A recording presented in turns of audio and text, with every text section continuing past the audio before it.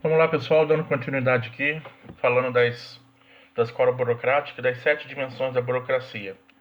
Paramos no item 5 aí. O item 5 é competência técnica, tá? A seleção e escolha dos participantes são baseadas na competência técnica e qualificação profissional dos candidatos, e não em preferências de ordem pessoal. Ou seja, é o que deveria acontecer e acontece na maioria dos casos, né? A escolha dos funcionários, a escolha, né, a seleção lá a seleção de pessoal, o é, recrutamento, né? Me fugiu a palavra aqui. O recrutamento e a seleção de pessoal, eles precisam ser baseados, né, na competência técnica, tá? Na qualificação das pessoas, no currículo, no que elas podem oferecer de melhor para a empresa. Existe, lógico, o apadrinhamento, quem indica, né, o pistolão, existe, né? Em alguns casos pode ser que funcione, mas na maioria das vezes não é o certo e não funciona, tá? Daí a utilização de testes e concursos para preenchimento de cargos ou para promoções. A burocracia é eminentemente meritocrática. O sistema prevê carreira e as promoções são feitas de acordo com o mérito funcional, dependendo sempre do julgamento do superior. Vamos lá em partes aqui nesse pedaço do texto aqui, né? Primeiro ele falou utilização de testes e concursos para preenchimento de cargos ou para promoções. Ok, ponto, beleza. Então se eu quero ser um funcionário público, se eu quero passar numa prova, eu presto um concurso e ali realmente só vai passar quem são os melhores, né? Quem estudou mais, quem está mais preparado, tá? Ponto. Aí ele fala nas questões, a burocracia é eminentemente meritocrática. O que é meritocrática? Meritocrática vem de meritocracia. O que vem a ser a meritocracia? A meritocracia é você atingir os seus objetivos, atingir os seus resultados pelo seu próprio mérito, pelo seu próprio esforço, né? Então ele diz que se você estudou, se você se preparou, se você correu atrás, você tem chances de progredir na sua vida. Isso é fato, tá? É, Só que essa meritocracia, dentro de uma empresa privada, por exemplo, né, esse conceito ele vai depender muito de quem te julga, quem é seu superior, tá? Diferente de você fazer uma prova, né, para entrar no concurso público, para ser um funcionário público, é diferente, porque a prova está ali, é uma prova, né, é um documento que você foi bem, que você passou e que você está dentro. Se você depender de uma avaliação de uma outra pessoa dentro de uma empresa privada, né, dentro de uma indústria, por exemplo, já é um pouco mais complicado. Mas geralmente nesses pontos também você tem um crescimento e você tem a meritocracia, ela funciona também, tá?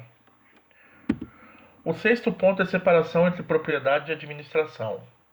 Os recursos utilizados pela organização burocrática para a execução de suas tarefas não são propriedades dos burocratas.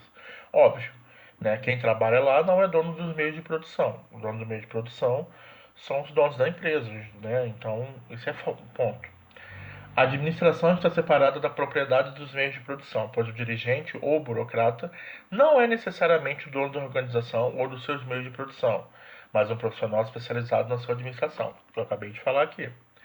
Portanto, o gradativo afastamento do capitalista da gestão do seu próprio negócio e a pulverização do capital por meio das sociedades anônimas. Ou seja, o dono do capital, o dono da empresa, geralmente ele está fora da administração. Ele pega alguém, coloca ali dentro e ele só cobra o resultado. Isso, pessoal, é muito mais comum do que a gente imagina, né? Por exemplo, quem são os acionistas da Coca-Cola? Quem são os acionistas da Unilever? Quem são os acionistas das maiores empresas do mundo? Ou seja, acionista quem são? Os donos. Eles são os donos do capital, eles que têm o dinheiro. Algum deles é aquele que comanda a empresa, né? Que é o CEO da empresa? Não. Né? Quem é o CEO da empresa?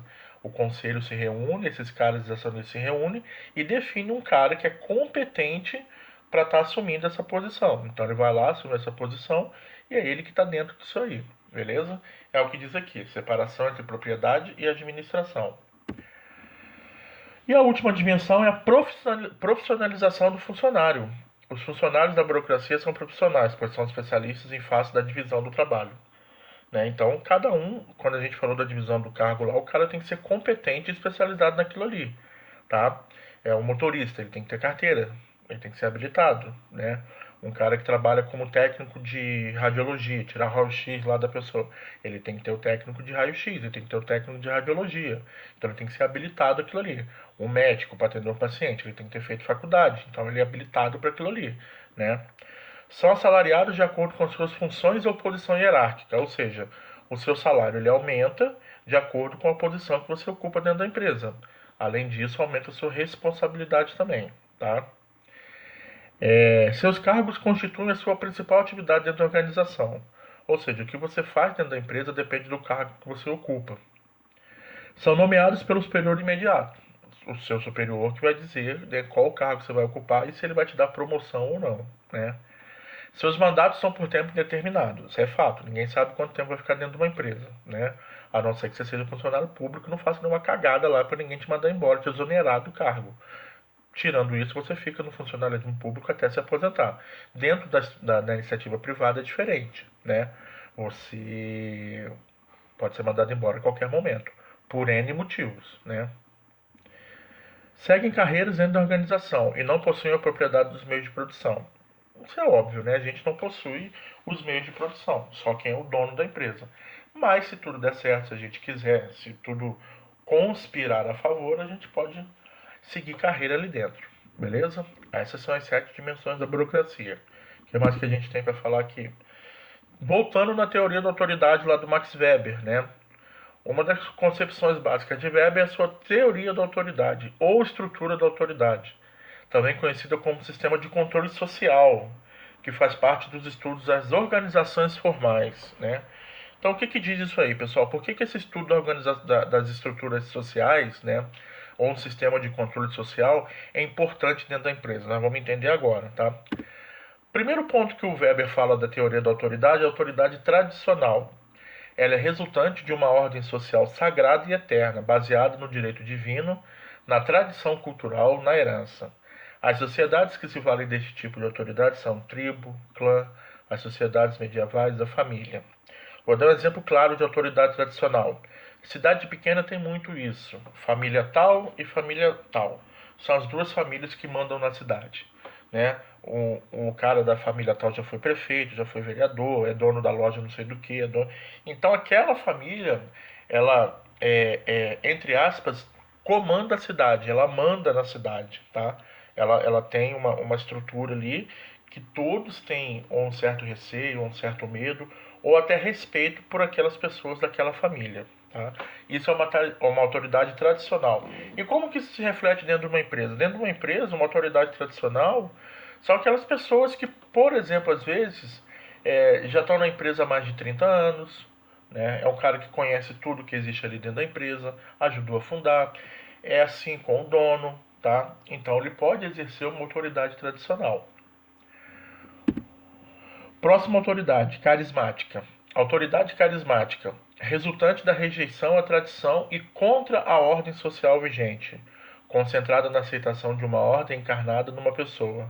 A autoridade tem traços místicos, arbitrários e personalísticos. O tipo de sociedade que se vale dessa autoridade são os partidos políticos, os grupos revolucionários e os grupos religiosos.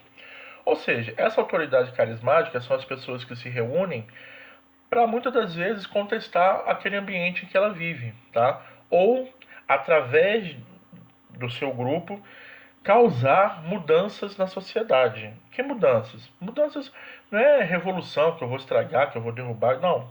São mudanças em prol da sociedade, que vão trazer coisas boas para a sociedade, né? Então você pode ter associação de moradores, os grupos de religião, né? Os grupos de catecismo, os grupos de terços, né? Grupos políticos, entra nisso aí também, não tem problema nenhum. Então, isso é um outro tipo de autoridade que existe dentro da nossa sociedade. Como que isso que reflete dentro da empresa? Reflete através também de reuniões de grupos de pessoas que são pessoas importantes dentro da empresa, tá? Então sempre existe aquelas pessoas que são mais próximas, que tem um grupinho, né? Que é o grupinho que à noite, num dia da semana, joga um futebol. É um grupinho das mulheres que se reúnem para fazer não sei o quê. Então aquelas pessoas passam a exercer autoridade perante outras pessoas, tá? E o último tipo de autoridade aqui e a autoridade racional, tá? O que ele fala sobre autoridade racional? Baseada em normas sociais, administrada pela meritocracia, pelo mérito, né? pelo esforço e competência da própria pessoa. Com traços impessoais, técnicos e racionais. O tipo de sociedade que essa autoridade predomina são os exércitos, a administração pública e as empresas. A autoridade racional é também denominada de legal ou burocrática. Ou seja, são as pessoas que têm autoridade pelo conhecimento que elas exercem, tá? É, ciência, né?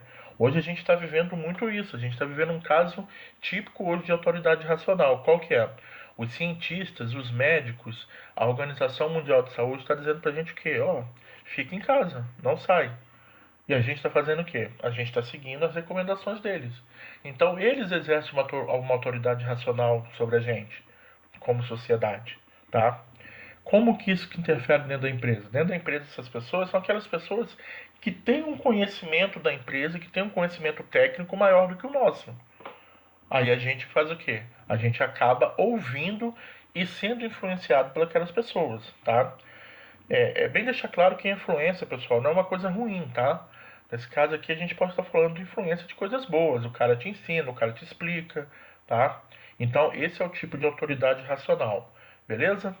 Vou finalizar esse vídeo aqui e volto com o último vídeo para finalizar essa parte da escola burocrática. Valeu!